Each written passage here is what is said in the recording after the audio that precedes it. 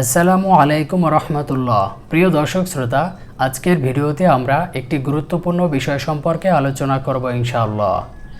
প্রশ্ন: নামাজি সামনে দিয়ে অতিক্রম করার অর্থ কী? উত্তর: নামাজি সামনে দিয়ে অতিক্রম করা মারাত্মক গুনাহের কাজ, কিন্তু এ মাসালাটির ব্যাপারে যথেষ্ট ভুল বোঝাবুঝি পরিলক্ষিত হয়।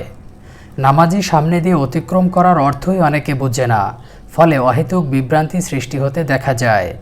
আলোচ্য বিষয়ে যে কাজটি অপরাধ বলে হাদিসে এসেছে তা হলো নামাজি সামনে দিয়ে অতিক্রম করা।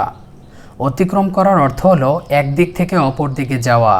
এটা গুনাহের কাজ, কিন্তু নামাজি সামনে থেকে সরে যাওয়া অপরাধ নয়, কারণ এটা অতিক্রম করা নয়।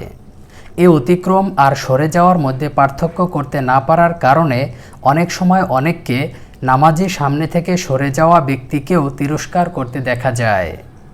তাছাড়া নামাজে দাঁড়ানো অবস্থায় সুন্নত নিয়মে যে স্থানে দৃষ্টি রাখার কথা সে স্থানে দৃষ্টি রাখলে সামনে যতটুকু পর্যন্ত দেখা যায় তার সামনে দিয়ে নামাজিকে অতিক্রম করতে কোনো অসুবিধা নেই।